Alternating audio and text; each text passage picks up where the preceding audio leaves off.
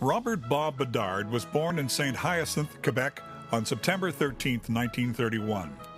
Always an accomplished young athlete, his tennis career didn't start until he was 15 years of age, and it is reported that he never took a tennis lesson in his life. He loved the game of tennis, however, and studied it. He improved his play while enjoying this and other sports as a teenager. At the age of 19, and after graduating from Loyola College, he was awarded a studies abroad grant from the Quebec government. He accepted a position at the University of California, Los Angeles, and concentrated on developing his tennis skills. By 1953, he was ready to return to Canada and quickly rose to the number 2 ranking in this country, winning a place on the Canadian Davis Cup team. Mr. Bedard continued to play and compete, and in 1957, he had what he describes as his best year. He wed Anne Stacey, ranked number 8 in Canadian women's tennis, and toured Europe for 3 months with her that summer, amassing an incredible and unduplicated record by any Canadian player, winning 2 tournaments in England, competing in the quarterfinals of the Italian Open, and advancing to the 3rd round in both Wimbledon and the French Open. English tennis great Fred Perry, after watching Bob play, was to remark that Bob was the best athlete at Wimbledon. Bob Bedard's record is simply unmatched in Canadian tennis. He was ranked number 1 in men's tennis for 11 consecutive years, and at one point was unbeaten in 216 consecutive matches.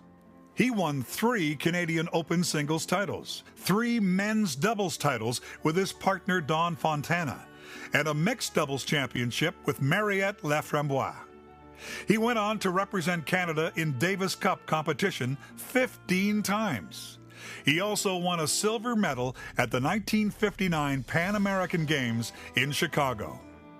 One of his major personal accomplishments is that he recorded victories over the number 1 player of 15 different countries, including such greats as Australia's Roy Emerson, Whitney Reed of the United States, Italy's Nicolas Pietrangeli, and Paul Remy of France. In 1972, Mr. Bedard brought his love of sport to Aurora as a teacher at St. Andrews College, contributing to school life by coaching tennis, hockey, and track and field. In 1981, he was named the school's 6th headmaster, and during this tenure, St. Andrews teams went on to win senior championships 82 times. Tennis remained his playing passion, and he continued to play and compete in the late 90s and early 2000s, winning provincial, national, and international championships with his son, Peter. He remains a remarkable athlete to this day and boasts numerous Canadian senior titles, his latest being the Canadian over 75 champion in tennis. Mr. Bedard is no stranger to awards and award ceremonies. He is a member of the Canadian Amateur Athletic Hall of Fame, the Seminaire de Sherbrooke Hall of Fame, the Loyola College Hall of Fame, the Quebec and Canadian Tennis Halls of Fame, the Rogers Cup Hall of Fame, and in 1996 was inducted into the Canadian Sports Hall of Fame. In 2013, we are proud to induct him in the inaugural class of the Aurora Sports Hall of Fame.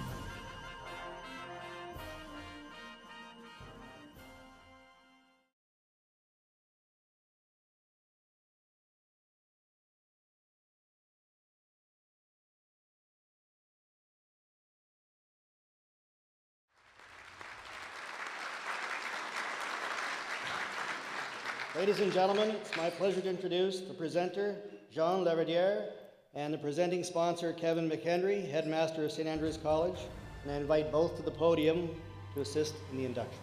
Thanks, Ken. Ladies and gentlemen, it is my privilege and great pleasure to be here tonight to introduce to you my friend, Robert Bedard.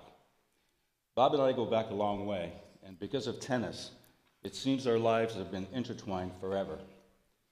I first met Bob when I was 12 years old, and I was a ball boy at one of his Davis Cup matches in Montreal against Brazil. Of course, I had been aware of Bob for a long time before that through his close association with my late father, Lucien Ariel-Dur, who supplied Bob with his rackets during his active career.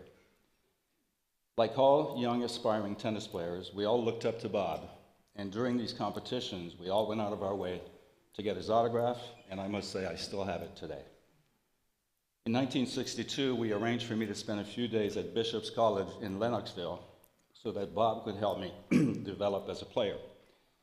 I guess it paid off as we met a year later in a friendly competition, the Stars of Today and Tomorrow, organized by my father in Montreal. The matches ended in a draw, as some of the young guys surprised some of the veterans. After graduating from university in 1970, I moved to Toronto to pursue a career in business. 2 years later, in 1972, Bob, his wife Ann, and the 4 boys, Mark, Paul, Michael, and Peter, also moved to Ontario and settled in Aurora, where he began a long and successful career as an educator at St. Andrew's College. Even as Bob's attention shifted to education and his family, and I pursued a career in business, tennis was always important in our lives. And in 1992, we met again in Montreal on the occasion of Bob's and my father's induction in the Quebec Sports Hall of Fame. By that time, we ourselves had moved to Aurora and coincidentally ended up in the same neighborhood as Bob and Ann. A few years later, we renewed our friendship at Timberlane across the street, and since then, we've had our weekly matches where we spend as much time playing tennis as we do practicing our French. For the last couple of winters, we have continued our weekly matches, but this time in Florida, where Bob has even allowed me to play on his team. As you've seen in the presentation, Bob has been inducted in many different Hall of Fame organizations across the country, and today I'm proud to present 2013 Aurora Sports Hall of Fame inductee, Bedard. Thank you, Jean. I know it wasn't easy for you, but I'll teach you for having known me for so many years. Most of you, and especially the inductees, have been the recipients of many honors in the course of your lives, but some honors have more meaning than others. For me, this one summarized 41 great years of living in the town of Aurora. Memories of hockey games played at the community center on Mondays and Thursdays and Friday nights in the house league, where I made a myriad of friends. And similarly, while playing with the aptly named Church Dodgers on Sunday mornings, of fastball games held at the Wells Street Park in the company of Scott Silcox, and a catcher, a second baseman, a shortstop, a center fielder, and a first baseman, all with the same Bedard name, on a team called the Saints for St. Andrew's College. Of tennis matches at the Highlands, these of 6 players, the captain Terry Redvers, and again 5 with the same family name. Other games at Fleury Park, and for the next 20 years or so, 3 or 4 times a week at Timberlane across the street, plus many visits to the poor of Aurora as a member of the St. Vincent de Paul Society, all add up to fulfilling and indelible experiences. On an even more personal note, I have often been asked whether I regretted the choice of a tennis career over either baseball or hockey. Here is my answer through an anecdote or 2. When I was 18 years old, 5 players, I included, went on a first trip outside Upper Canada to the city of Halifax in the Maritimes for the Maritimes Championship. I happened to reach the finals of the singles, where I met the number 5 ranked player in Canada in a 3 out of 5 sets match. We were 1 set all, and I had a set point for the third. My opponent served the ball, which I considered to be quite outside by quite a margin. Even though my English skills were at the embryonic stage, I was on my way to the referee's stand, on which stood a highly respected Anglican minister, when this beautiful girl of 15 years old, she was a ball girl stationed at the net, she approached me to say, Here in Nova Scotia, we never argue with the referee. 7 years later, following hundreds of letters and meeting each other some 2 weeks a year on the occasion of a tennis tournament, that beautiful girl, I knew to that, became my wife, and we set out on the Queen Mary for a 3-month tennis honeymoon throughout Western Europe, culminating at Wimbledon, where we played mixed doubles together. That was 56 years ago.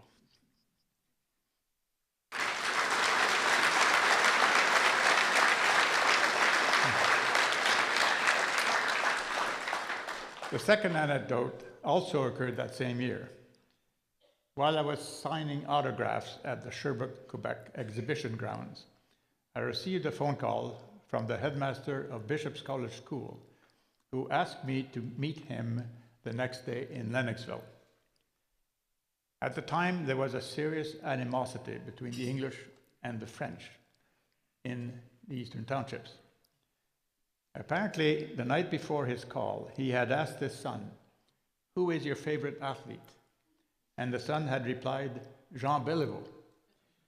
So the father said, "But he is French." To which the son replied, "In sports, that doesn't matter." That's what prompted the father to call me. He knew I had a BA from Loyola College in Montreal, that I had been successful in tennis, and that I had given a number of tennis clinics. When I met him, he asked me to become a teacher of French and geography, as he had found out that one of his newly hired teachers would not be available for the coming year. The school was to pay me the highest salary ever offered to a new teacher, $4,000. My wife, Anne, in particular, thought that this position was better than the one I held at the time, special representative for Dow Brewery. I accepted. I then spent 14 years at Bishop's, followed by 25 glorious years at St. Andrew's College. So I can thank Jean Beliveau for my teaching career. If those two examples don't answer the question of choice that was made, nothing can. There is no doubt in my mind that the upward trajectory of my career as an educator has been the result of qualities of an abstract nature which sports inspired in me: discipline, concentration, willpower, and consistency. And I believe that an athlete's character is more important than his skill. In this context, I can say with some confidence that sports teach, and teach better than anything else. Every athlete knows what many never will, that nothing can be learned without discipline. Discipline and faith in oneself are the integral components of success.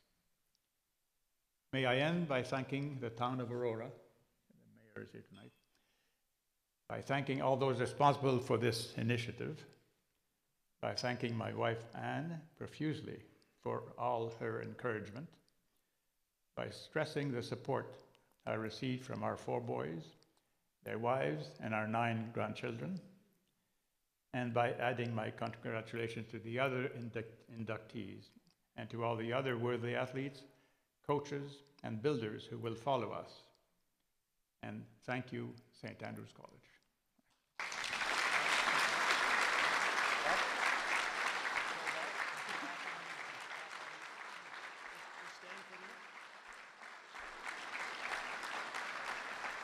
Ladies and gentlemen, I present to you your inaugural inductee, Bob Bedard.